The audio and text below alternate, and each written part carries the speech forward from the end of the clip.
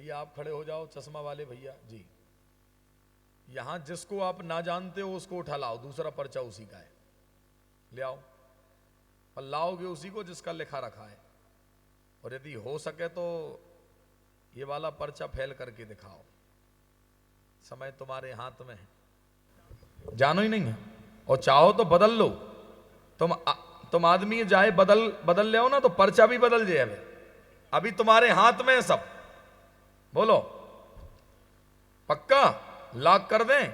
तो सुनो, पर पर्चा जो रखा है, ये आके जो बोलेंगे वो पर्चे पर लिखा मिलेगा। और यही हनुमान जी की कृपा है। आ जाओ भैया पास में। कहां से आए? नटवारा से। अच्छा, नटवारा ही के हो जी। कब पूछने हमसे?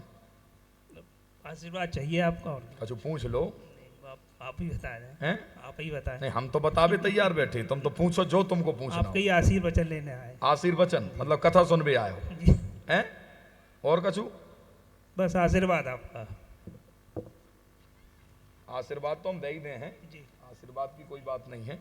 और तुम हमसे पूछ तो लो कछु, जी भैया लेके आए तुम्हें। भैया को तो हम जानते ही नहीं हैं। इनको नहीं जानते? नहीं जानते। अच्छा देखो, मेरा दावा ऐसा है कुछ कि आदमी आने वाला जो बोलेगा वो हमारे पर्चे पर लिखा मिलेगा। अब जी क्या बोल रहे हैं इनसे पूछो, तुम आके इधर आओ। तुम भी काय को चमड़ा को आए? हाँ तो उतार दो।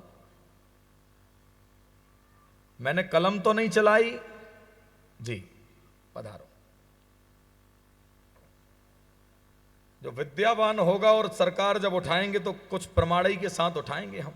फालतू आदमी को तो अपन उठाते नहीं है। हाँ, थोड़ा और नजदीक आओ।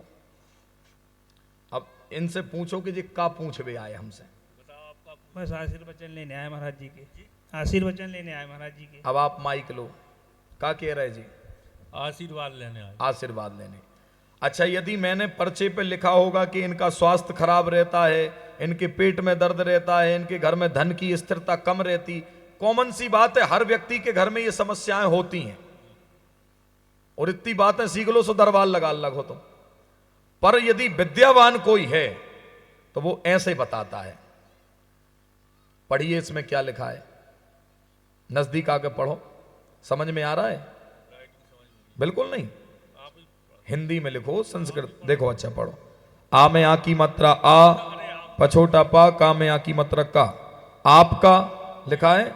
कोई भी प्रश्न नहीं है, केवल देखने चले आए हैं, आशीर्वाद है।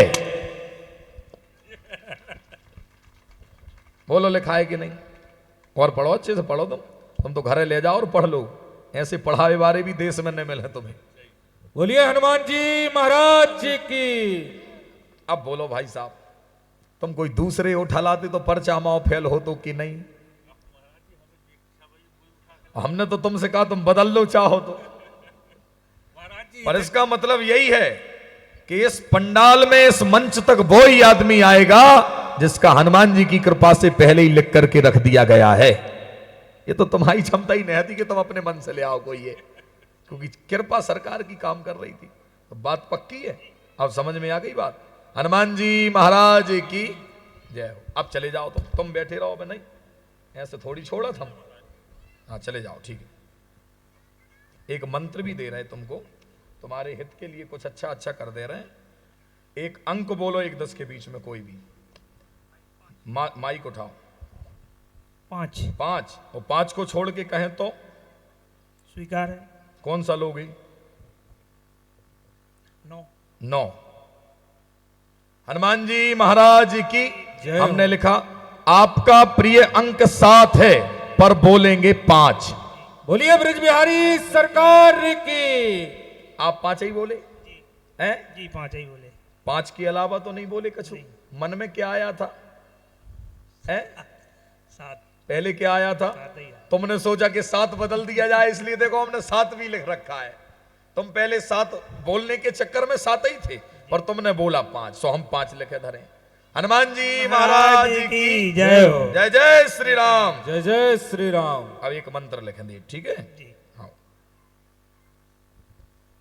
3 माला मंत्र का जाप करना है, ठीक है? ये हमने लिख दिया। ओम क्लीम ठम नमः, ठीक है? बोलिए हनुमान जी महाराज की जय।